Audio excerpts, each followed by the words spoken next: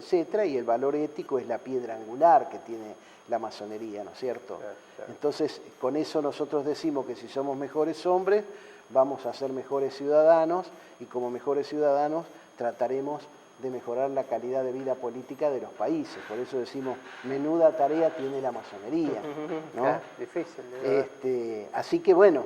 ¿Y acá en la Argentina entonces? Y en la Argentina, bueno, vinieron, había masones, porque de Inglaterra vinieron masones, no hay registros, pero nosotros como masones nos imaginamos que debe haber habido mucha conversación en las invasiones inglesas, porque los jefes de las invasiones inglesas, los jefes militares, seguro que eran todos masones. Claro. Y acá ya había masones, etcétera, o sea que, pero no hay nada escrito, claro. Porque el otro tema también, que hay las cuestiones operativas, la masonería no las escribe, entonces hay, diríamos, un registro oral. Claro, pero es y difícil encima comprobarlo. Hay muchos hermanos que su registro se lo llevan. Claro, se lo llevan adentro, claro, y no lo comentan, porque acá yo he conocido muchos hermanos que yo les quería preguntar cómo era en la época de la dictadura, etcétera, y había uno que me decía siempre, sí, pasaba esto, lo otro, pero yo no lo puedo contar porque eso me lo quiero llevar yo, y vos no lo podés obligar a que te lo cuente. O sea, después, por el masón ejemplo, puede guardar su historia claro, de alguna manera. Claro, pero lo ideal sería que lo transmita, ¿no? Es decir, el masón es una transmisión oral, la masonería.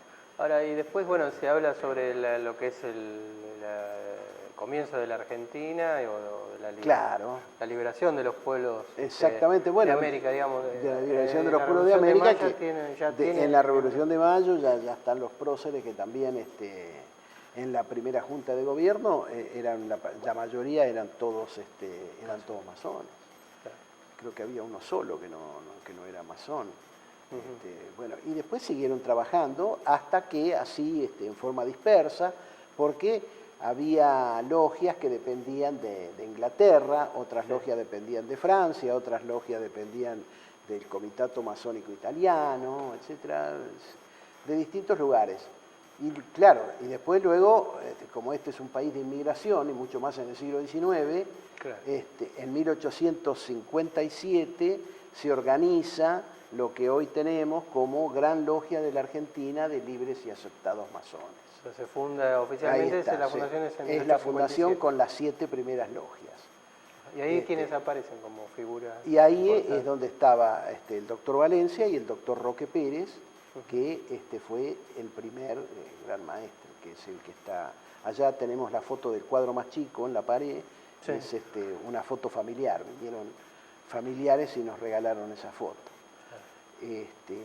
Y bueno, desde ahí de Roque Pérez, con carta patente de la Gran Logia del Uruguay, porque siempre una Gran Logia cuando nace le tiene que dar una carta patente de otra Gran Logia ya establecida.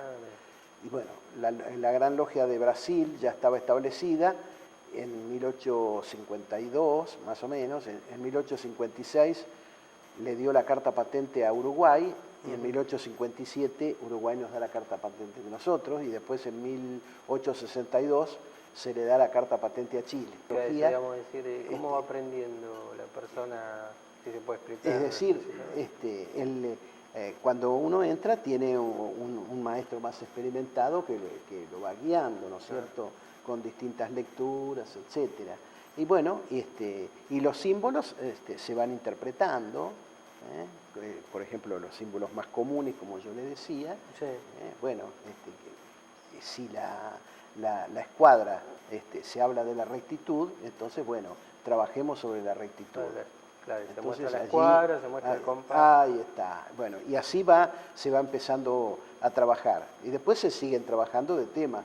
Y bueno, y los temas que son atinentes al ciudadano, ni que hablar. Eso es constante, digamos. Claro, por ejemplo, nosotros ahora pedimos desde la Gran Logia que las logias se expresen con el tema del aborto. Entonces todas las logias mandaron, se reunieron, trataron el tema, Y en una logia son 25 hermanos y hay 25 posturas. Claro. Bueno, hay que llegar de manera respetuosa, tolerante, etcétera, que es lo que se enseña acá adentro, escuchar al otro que no piensa como vos, calladito, y después claro, contestarle de la manera más respetuosa posible, claro, ufa. Es todo un proceso, claro. No es fácil.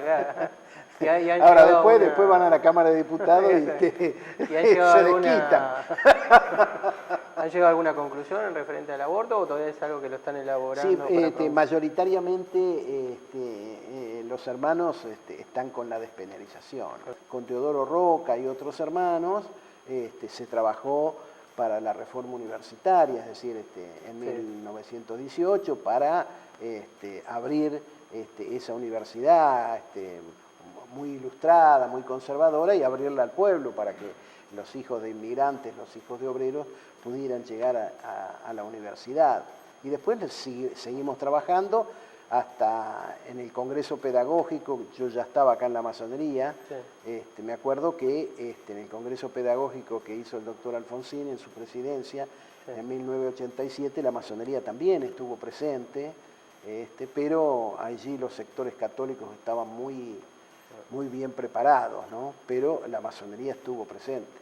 Y digamos, si en el siglo XX tuvimos también representantes políticos importantes que eran pro-masones. En general, en todos los gobiernos hay masones, ¿no?